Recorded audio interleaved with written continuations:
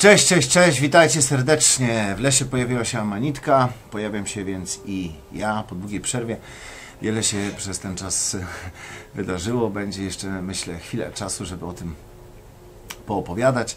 A tymczasem chciałem zaprosić Was do towarzyszenia mi w nowej jesiennej przygodzie amanitowej. Nowa seria Amanita dla ciekawskich. Co to znaczy? Znaczy to mniej więcej tyle, że nie jest to seria przeznaczona dla osób, które są takimi zupełnymi nowicjuszami, osób, które po raz pierwszy w życiu słyszą o Amanicie, albo ich wiedza pochodzi tylko z Wikipedii.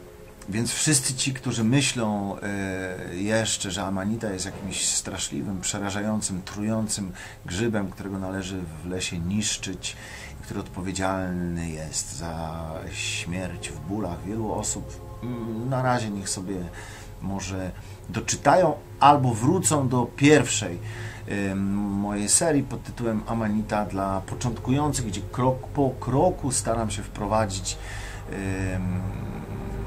wszystkich poszukujących wiedzy w to, z jak cudownym i niezwykłym grzybem mamy do czynienia. Więc w tej serii będziemy się przyglądać Amanicie pod trochę innym kątem, będziemy szukać trochę szerszych kontekstów, będziemy odpowiadać sobie na takie pytania już może bardziej jakby to powiedzieć, precyzyjne i takie szczegółowe. Jestem po kolejnym roku też doświadczeń mikrodozingowych, pierwszym roku takich poważnych doświadczeń ceremonialnych, więc też tą wiedzą będę się tutaj trochę dzielił. No i co? Zaczynamy. Przede wszystkim trzeba będzie chyba przejść się do lasu i przypatrzeć się tym amanitkom, które wyrosły. A dzisiaj będzie temat ciekawy, bo będziemy mówić o tym, czy można, a jeśli tak, już odpowiedziałem na to pytanie, to jak można używać amanity surowej. Dobra, chodźcie więc. Słuchajcie, zapomniałem zupełnie, że jestem osadzony w areszcie domowym, gdyż wróciłem parę dni temu z zagranicy, spoza strefy Schengen i pomimo, iż legitymowałem się wszystkimi dostępnymi możliwymi testami, no to okazało się, że muszę swoje odsiedzieć. Najeżdża mnie tu policja, nie chcę stać się wrogiem publicznym, jeszcze większym niż jestem, i być oskarżonym o to, że jestem jakąś bombą biologiczną. Tutaj oczywiście zastrzeżenie, do niczego absolutnie nikogo nie namawiam, nic nie sprzedaję, wszystko co robicie absolutnie na swoją odpowiedzialność, na podstawie wiedzy szeroko dostępnej w internecie, znanej człowiekowi od wielu setek tysięcy lat. Ja jedynie pewne rzeczy przypominam, dzielę się wiedzą, która została przekazana mi, ale też wszystko to, o czym Wam mówię, sprawdzam na sobie. Bardzo wiele Amanicie zawdzięczam i tym chcę się podzielić. Dobra, więc pamiętajmy, że jest to kanał tylko informacyjny,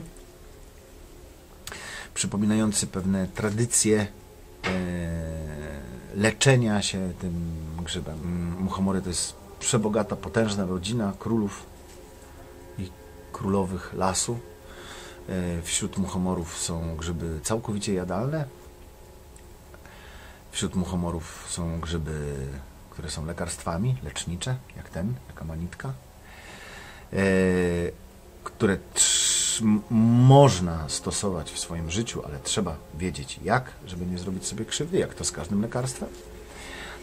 Ale są też śmiertelni zabójcy, o czym pamiętajmy. Więc wszystko to, co ja mówię, nie odnosi się do muchomorów w ogóle. Pamiętajmy o tym, że wśród muchomorów są co najmniej 3 gatunki, które mogą pozbawić nas życia. O nich też będziemy mówić, bo one też są niezwykle ciekawe i spełniają swoje bardzo istotne funkcje w ekosystemie. Mało tego, uczą nas czegoś bardzo istotnego. Ale my będziemy mówić głównie o amanicie. A dzisiejszy temat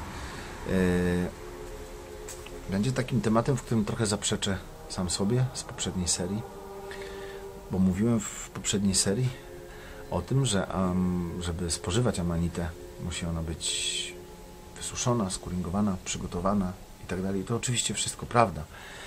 W takiej formie przyjmowanie amanity jest najbezpieczniejsze, najskuteczniejsze, najbardziej efektywne.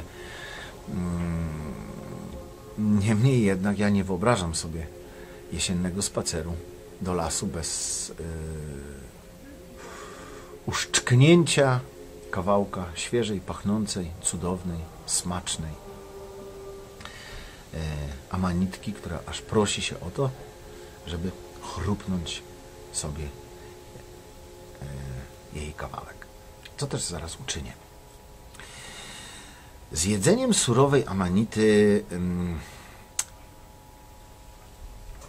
wokół jedzenia surowej amanity istnieje pewien nimb tajemniczości, dlatego że wszystkie, czy prawie wszystkie materiały, z którymi stykamy się w internecie, mówią, że owszem, amanita tak jest trująca, ale surowa, a po wysuszeniu już staje się przyjaźniejsza dla naszego organizmu. Jest w tym trochę prawdy, rzeczywiście. Głównie rzecz dotyczy kwasu ibotenowego, który podczas suszenia przechodzi w muscymol, ale też, o czym rzadko się mówi, przede wszystkim muskaryny, która jest taką substancją,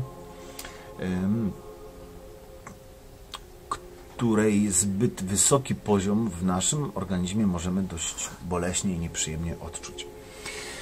Tej muskaryny w świeżym grzybie jest trochę więcej, więc jeżeli odpowiemy na takie wezwanie naszego serca, żeby tej surowej amanity spróbować, to musimy wiedzieć przede wszystkim o tym, że musimy to robić bardzo, ale to bardzo rozważnie. Co to znaczy rozważnie? Rozważnie to znaczy zaczynać zawsze od takich naprawdę niewielkich, symbolicznych dawek. Może to być dosłownie kawalątek kapelusza, taki jak ten.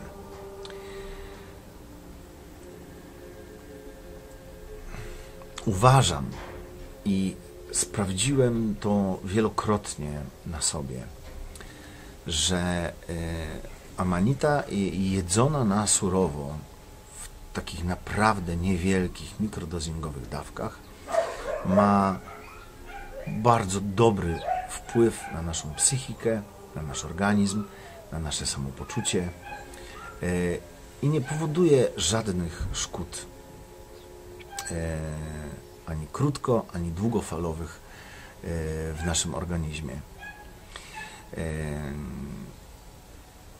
To, z czym możemy, to czego możemy doświadczyć, to są pewne zaburzenia gastryczne, ale jeżeli będziemy przestrzegać paru zasad, pierwsza z nich to zasada taka, aby nigdy nie jeść tejże amanity na pełny żołądek, czyli zachowujemy co najmniej 2-3 godzinny post wcześniej.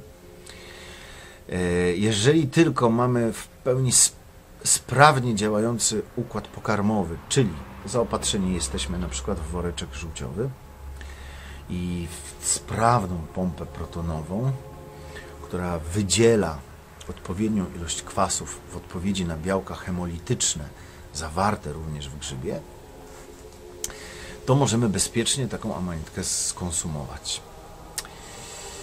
A co z tym kwasem ibotenowym? No właśnie, kwas ibotenowy, aby przeszedł w muscymol, potrzebuje 2 czynników. Pierwszy czynnik to jest temperatura, drugi czynnik to jest kwaśne środowisko. Przepraszam. I nasz żołądek zapewnia takie właśnie warunki doskonałe do tego, żeby cały zawarty w niewielkiej ilości amanity kwas ipotenowy przeszedł w muscymol. Tego nie musimy się bać. A la santé, jak mówili Francuzi.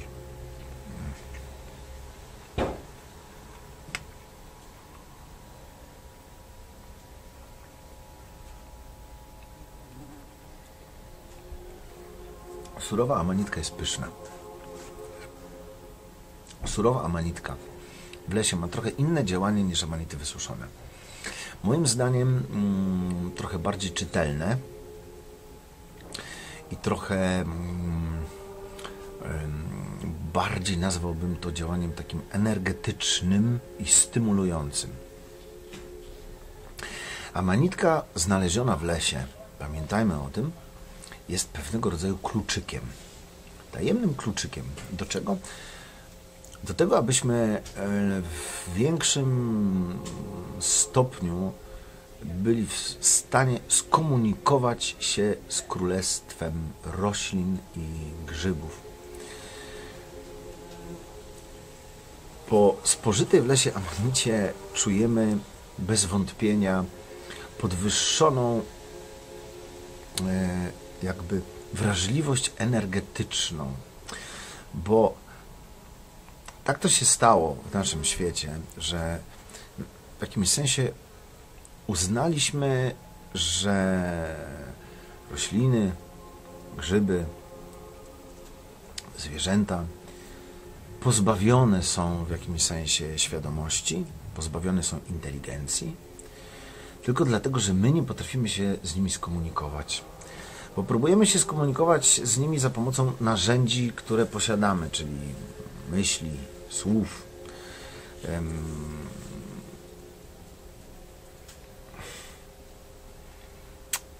Umysł nie jest najlepszym narzędziem, to już parokrotnie mówiłem, do rozpoznawania świata. Umysł jest świetnym narzędziem do rozwiązywania problemów życiowych. Umysł jest świetnym narzędziem do komunikowania się z ludźmi. Umysł jest świetnym narzędziem do ogarniania tego hologramu, który zwykliśmy nazywać rzeczywistością. Natomiast posiadamy parę innych narzędzi do tego, żeby skutecznie skomunikować się, czy wejść w stan jedności ze wszystkim, co jest. Jednym z tych narzędzi, takim najpotężniejszym, które posiadamy, jest nasze serce. Pole naszego serca. Żeby to pole naszego serca uruchomić, czyli żeby uruchomić naszą zdolność komunikacji intuicyjnej, no musimy odrobinę wyciszyć hałas naszego umysłu, nieustanny ciąg myśli, który jest zazwyczaj takim ciągiem niskowibracyjnym, dlatego że 80% naszych codziennych myśli są to myśli kompletnie o niczym. Są to myśli o zemście, są to myśli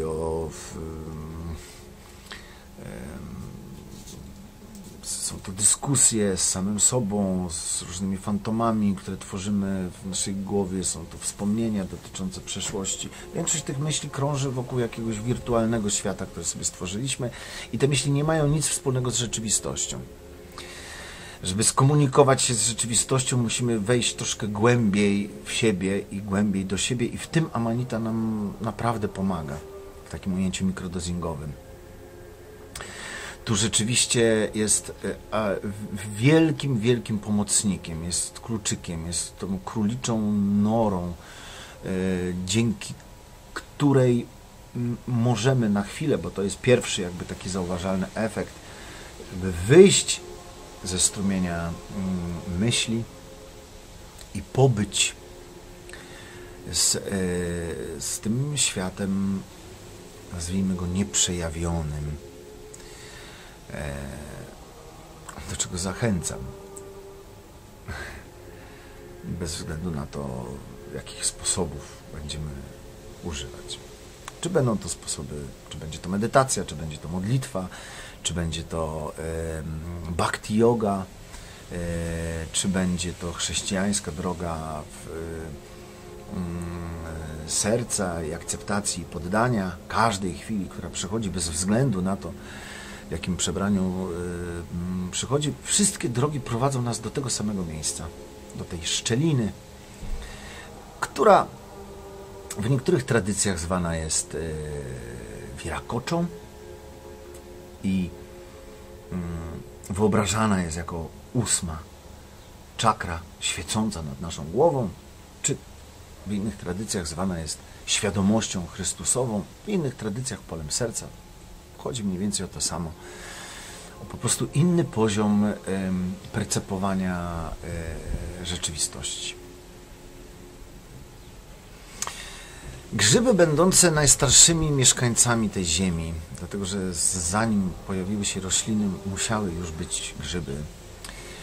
Grzyby, które są absolutnie najstarszymi znanymi nam organizmami, bo to, co widzimy na zewnątrz, to jest owocnik grzyba, a cały grzyb żyje pod ziemią i bardzo często jest ogromny. Żyje tu każdy grzyb od setek tysięcy, może milionów lat w tym miejscu, bo grzyby w jakimś sensie posiadły tajemnicę nieśmiertelności.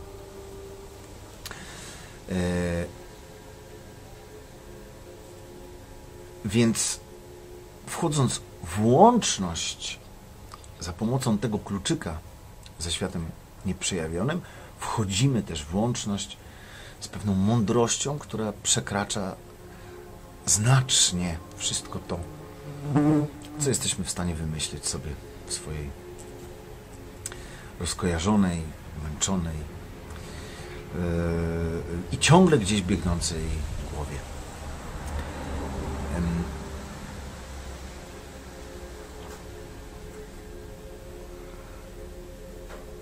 Jesień jest bardzo dobrym momentem na to, żeby na takim poziomie z amanitą się skomunikować i za pomocą amanity skomunikować się ze swoim polem serca, a poprzez swoje pole serca skomunikować się z tym, co jest. I przestać się czuć w życiu samotnym. Poczuć się wreszcie elementem większej całości. Nie poczuć się jakimś zagubionym strzępkiem czegoś w kosmosie, zlepkiem komórek, mikroorganizmów, pasożytów i wirusów, który to nazywa się Adam. Ale poczuć się absolutnym centrum wszechświata, który za pomocą naszego serca, naszej duszy i naszego umysłu kreujemy wokół nas i oglądamy. Amanita do takiej właśnie podróży nas zachęca nieustannie, czyli do takiej podróży w stronę od umysłu reaktywnego, czyli wiecznie reagującego i wiecznie zrzucającego odpowiedzialność za siebie i swoje życie w stronę innych, do umysłu kreatywnego, czyli umysłu kreującego, stwarzającego, umysłu, który zna swoje miejsce w życiu i wie, że nic nie może, jeśli nie jest połączone z sercem. Bo nic nie może. Może być tylko szatanem, Lucyferem, czyli odblaskiem Boga, czyli tym kimś, kto chce cały czas udawać Boga. To zresztą robi nasze ego w życiu. To zresztą robi ego kolektywne. Cały czas próbuje udawać Boga. Nie prowadząc nas do Niego, tylko cały czas prowadząc nas na manowce. Więc taki kawalątek grzybka możemy sobie zjeść. Nie spowoduje to żadnych zaburzeń psychoaktywnych w nas. Spowoduje to na pewno lekkie nasze wyczulenie energetyczne i pewien taki wzrost energii. Powoduje to na pewno lekkie zniesienie naszych myśli i spowoduje to, że zwłaszcza kiedy będziemy na boso lub będziemy chodzić po lesie, poczujemy się częścią tego pięknego świata, który rozpościera się tuż za horyzontem naszego umysłu. Co się może zdarzyć? No zdarzyć się może to, że może nas troszkę poboleć brzuch. Może, bo każdy organizm jest indywidualny. Jednak pewną dawkę, zwłaszcza muskaryny, przyjmujemy na surowo. Muskaryna oddziaływuje na nasz układ cholinergiczny i może nam pomóc na przykład, kiedy mamy problemy z astmą czy z jakimiś oskrzelami, ale może też spowodować nieprzyjemny skurcz jelit. W większych dawkach może spowodować drżenie mięśni, potliwość, niekontrolowane skurcze mięśni, ale my o żadnych większych dawkach nie rozmawiamy, więc do takich sytuacji na pewno nie dojdzie. Mam nadzieję, że oglądają to tylko ludzie rozsądni, nie będą się za chwilę rzucać i zjadać 15 surowych kapeluszy, bo to może być niebezpieczne. No cóż będę gadał. Jeżeli kogoś ciekawość tam zaprowadzi, niech zobaczy sobie i spróbuje, jak to działa. Więc tak, oczywiście więc jedzenie surowych amanit, oczywiście w bardzo racjonalnych ilościach i pamiętając, że jest to lekarstwo, jest możliwe. Jeszcze parę rzeczy, o których należy pamiętać. Świeży grzyb, czyli amanita, w takim stanie na surowo jest substancją bardzo aktywną, bardzo czynną, bogatą w bardzo wiele bioaktywnych enzymów, w związku z tym działającą też trochę inaczej niż grzyb wysuszony. Między innymi w świeżym grzybie świeży grzyb zawiera duże ilości muskarufiny. Muskarufina to jest antybiotyk działający bardzo silnie przeciwpasożytniczo, przeciwrobaczo i przeciwbakteryjnie, ale zawiera też spore ilości lewodopy. Lewodopa jest to aminokwas, który jest prekursorem dopaminy w naszym organizmie. To właśnie lewodopą leczy się wszystkie zaburzenia dopalergiczne, czyli na przykład chorobę Parkinsona. Tej lewodopy, zwłaszcza w świeżym muchomorze, jest sporo. Świeże muchomory, czyli takie prosto z lasu, są znakomite też, jeśli chodzi o działanie zewnętrzne. Na wszystkie bóle reumatoidalne, na żylaki, na przebarwienia skóry. Możemy taką papkę z tych muchomorów sobie zrobić, obwinąć nią bolące miejsce, zawinąć bandażem. Możemy tym muchomorkiem po odłamaniu tej części możemy sobie przecierać twarz, może być to wielka dla nas pomoc w walce z łuszczycą. Właśnie świeże muchomory, gdyż zawierają one zestaw polisacharydów i zestaw takich bardzo aktywnych biologicznie enzymów, co podczas suszenia trochę tracimy. Tu musimy pamiętać przede wszystkim o dawce i o ilości, ponieważ w świeżym grzybie ten stosunek substancji pożądanych do tych, które mogą wywołać nieprzyjemne reakcje naszego organizmu, jest inny w świeżym grzybie i inny w suszonym. Tak jak powiedziałem, suszone grzyby możemy znaczy no spokojnie, no możemy przyjmować w nieco większych ilościach, natomiast w przypadku świeżych grzybów nie powinniśmy tego robić. 3 duże kapelusze, już 2 duże kapelusze mogą spowodować bardzo nieprzyjemną reakcję organizmu, więc traktujemy to tylko i wyłącznie jako lekarstwo z zachowaniem jakby najwyższej rozwagi. Tutaj. Amanita działa tak, że działa nieco inaczej na każdy organizm, a jest to też zależne od stopnia zanieczyszczenia naszego organizmu i schemizowania naszego organizmu. Zasadniczo im czystszy organizm, tym będziemy reagować na amanitę lepiej. Im bardziej zabrudzony, im bardziej zasolony, to tym reakcja organizmu przy wyższych dawkach może być taka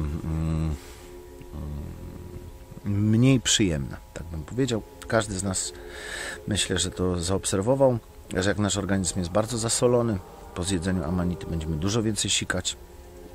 Jak mamy dużo pasożytów na przykład w żołądku, to ten żołądek może nas boleć, czy może się to skończyć nawet wymiotami.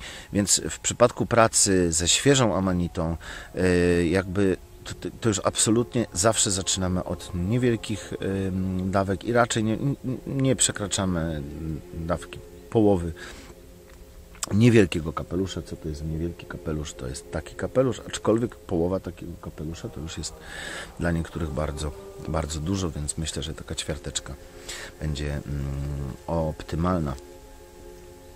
Co możemy tym leczyć? No, na pewno, tak jak w przypadku amanity, wszystkie choroby neurodegeneracyjne, czyli związane właśnie z Parkinsonem, z Alzheimerem, ze stwardnieniem rozsianym. Na pewno wszystkie choroby o podłożu neurologicznym, afektywnym, różnego rodzaju zaburzenia afektywne,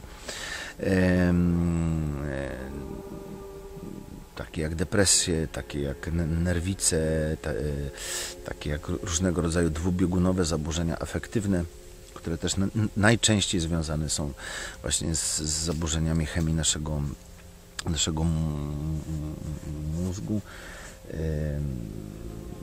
No to tutaj amanita jest właściwie nieoceniona. W takich poważniejszych terapiach, w takich, które wymagają już leczenia farmakologicznego, aczkolwiek to jest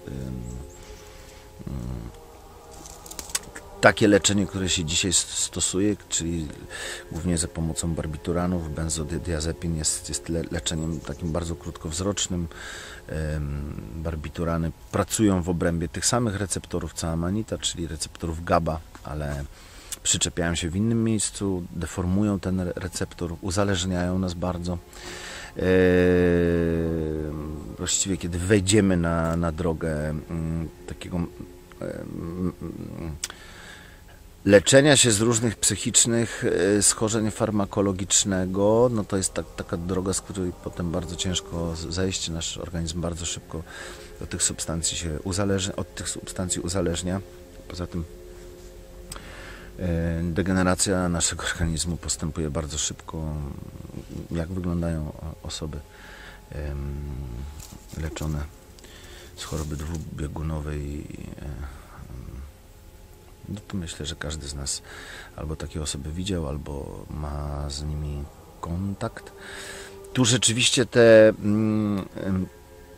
fungoterapie, czyli terapie grzybowe, mogą bardzo pomóc i to badali psychiatrzy już od lat 60, już powiedzmy do lat 60. Dzisiaj się zaczyna do tego powoli wracać. Po wielu latach założenia embarga, takiego całkowitego na te badania. No tu najlepsze wyniki dają połączone siły amanity i psylocybiny. Psylocybina jest nielegalna, więc niewiele o tym możemy mówić. Oczywiście absolutnie proszę nie myśleć, że zachęcam kogokolwiek do odstawiania leków, jeżeli takowe bierze. Odstawienie leków jest procesem, który musi się odbywać pod opieką lekarza albo osób doświadczonych, bo reakcja neurologiczna po odstawieniu na przykład barbituranów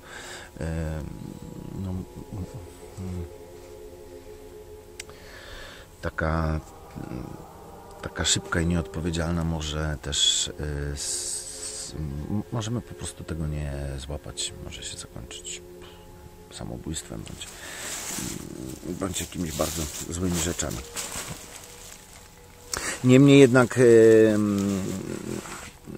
Niemniej jednak amanita może nam tutaj pomóc i może być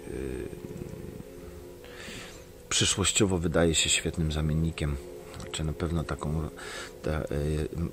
posiada wiele w sobie takich substancji i to właściwie ułożonych w taki sposób komplementarny, które mogą być ogromną pomocą dla osób cierpiących. Czego nie należy robić, jedząc surowe grzyby? Na pewno nie należy wcześniej jeść. Tak jak powiedziałem, te 2-3 godziny wcześniej trzeba zachować post. To na pewno. Nie należy popijać tych grzybów niczym. Panuje takie przekonanie, że dobrze jest to popić, nie wiem, wodą z sokiem cytrynowym albo sokiem pomarańczowym albo czymś kwaśnym. Wydaje mi się, że jest to po prostu błąd. Woda z cytryną, pomimo że sama w sobie jest kwaśna, alkalizuje środowisko w żołądku ze względu na obecność soli mineralnych. Tam obniża pH żołądka, a nie podwyższa. Przecież jak mamy kaca, to pijemy właśnie rzeczy kwaśne, żeby tę kwaśność w żołądku zneutralizować. Więc popijanie amanity, nie wiem, sokiem z cytryny powoduje tylko trudności w przejściu muscymolu w kwas ibotenowy, a o to nam chodzi, bo nie chcemy, żeby ten kwas ibotenowy trafiał do jelit i potem trafiał do krwiobiegu. Nie chcemy, bo kwas ibotenowy wykazuje pewne działanie neurotoksyczne i nie ma takiej potrzeby. Najlepiej niczym nie popijamy, bo jak popijamy, to rozwadniamy soki żołądkowe, więc robimy coś kompletnie w poprzek tego, co chcemy osiągnąć. Natomiast to, co bardzo dobrze robi, na pewno znakomitym pomysłem jest wypicie pół godziny wcześniej mięty. Dlatego, że mięta nie tylko, że działa lekko rozkurczająco na nasz układ nerwowy, ale przede wszystkim działa mocno żółciopędnie, nasila wydzielanie kwasów żołądkowych i mięta jest po prostu znakomita. Na pewno, absolutnie na 100% włączamy do swojej diety, ale to dotyczy w ogóle suplementacji amanitą, a już na pewno surową, włączamy do swojej diety ostropest. Oczywiście amanita, czyli muscymol, omija szlak metaboliczny wątrobowy, ale w amanicie znajduje się wiele innych substancji takich, które już w jakiś sposób, zwłaszcza przy stłuszczonej, schorowanej w wątrobie, bądź długotrwale traktowanej alkoholem, może być obciążeniem, więc ten ostropest na stałe włączony do naszej diety nie tylko, że nam regeneruje wątrobę, ale też zabezpiecza wątrobę przed ewentualnymi jakimikolwiek niepożądanymi działaniami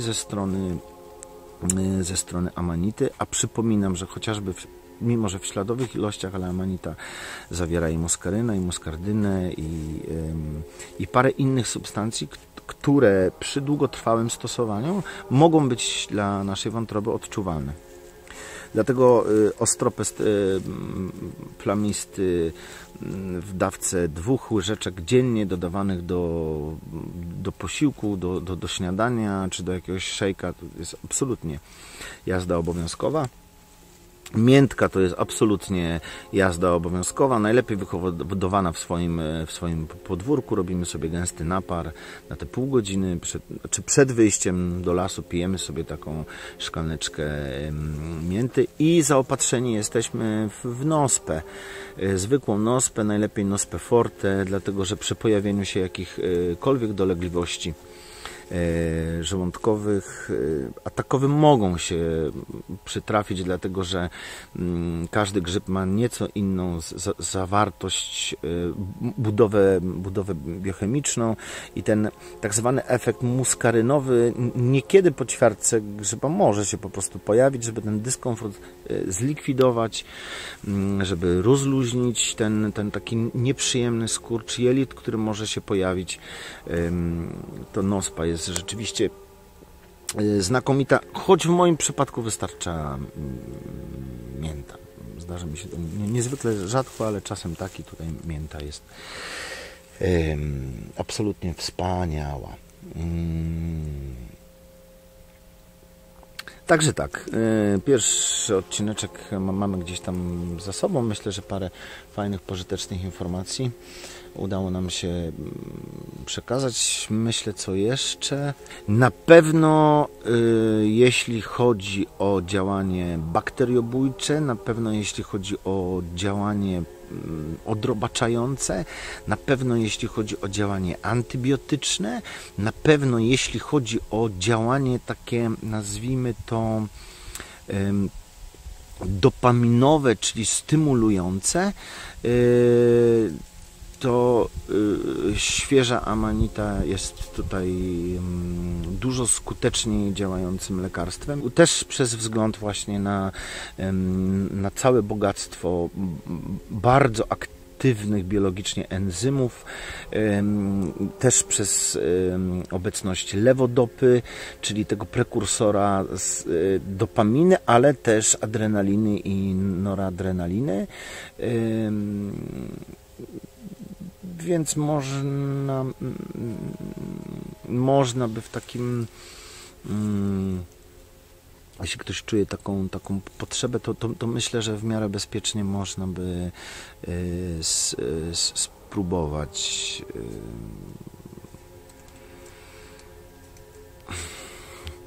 if you want. No nic, jakbyście mieli jakieś pytania, to po prostu piszcie pod tym filmem, a ja postaram się w miarę możliwości i o ile będę znał odpowiedzi, to na wszystkie wasze pytania odpowiedzieć. Pozdrawiam serdecznie wszystkich amanitersów, całuski. Do zobaczenia na szlaku. Aha, jeszcze jedna rzecz, taka, która mi się przypomniała, która jest bardzo ciekawa i którą znowu zaczynam doświadczać. Której znowu zaczynam doświadczać. Absolutnie wszystkie osoby, które zdecydowały się na to, żeby spróbować amanity, są połączone w jednym polu. Jestem o tym zupełnie przekonany. Jak to się działa? No, jak to działa? No chociażby tak, że amanita w zasadzie siecią swoją obrasta niemalże cały świat. Amanita tworzy potężne, wielokilometrowe grzybnie pod ziemią. One mogą sięgać nawet do 200 metrów w głąb. Grzybnia, zresztą nie tylko amanitowa, ale grzyby pełnią funkcję takiej sieci światłowodowej zapewniającą wymianę informacji pomiędzy drzewami, ale nie tylko informacji, także różnego rodzaju substancji czynnych. Grzyby opiekują się drzewami, zapewniają im różnego rodzaju substancje, też chociażby substancje antybiotyczne, ochronne, w zamian za to też coś tam dostają. Ale my, wchodząc w komunię z amanitą, wchodzimy też w pewien rodzaj pola czy komunii ze sobą. Myślę, że też to odczuwacie. Fajnie. Cieszę się, że jesteście, że kogoś to interesuje, co czasem mówię. Rozpowszechniajcie dalej tę wiedzę. Pamiętajcie, Gdzieś tu usłyszałem, że świeczka, od której zapalą się inne świeczki, nic nie traci ze swojej jasności. Pozdrawiam serdecznie, hej, hej. Budujmy pole. Budujmy pole serca, budujmy pewną wspólnotę, bo czasem mamy takie, że musimy się trzymać razem, musimy budować społeczności, bo taka jest istota pola. Uczą nas też tego grzyby, uczą nas tego śluzowce. Śluzowce to takie grzyby, gdzie twory jednokomórkowe zbierają się do kupy w pewnym momencie. Nad tą ich indywidualną świadomością zaczyna pojawiać się coś w rodzaju superświadomości. Te twory zaczynają się specjalizować i to są to takie grzyby, które zaczynają się przemieszczać, zaczynają polować. Podobnie jest z ludźmi, podobnie jest podczas ceremonii. Zawiązując pole serca, spotykając się, Amanita bardzo nam w tym pomaga. Poza naszą indywidualną świadomością pojawia się coś w rodzaju pewnej superświadomości, świadomości pola. Samonastawnej, samoregulującej, leczącej i prowadzącej nas. To chyba wszystko. Do zobaczenia. Buziaki, dobrego dnia. Ja jadę właśnie na grzyby, choć w tym roku na razie grzybów jest jeszcze niewiele. Mówię o amanitach, bo wszystkich innych jest bardzo dużo. Są to przynajmniej u mnie na razie pojedyncze egzemplarze, ale myślę, że jeszcze chwilkę czasu amanitce damy i że to dopiero początek. Miejmy nadzieję bardzo udanych zbiorów tegorocznych. Pozdrawiam wszystkich.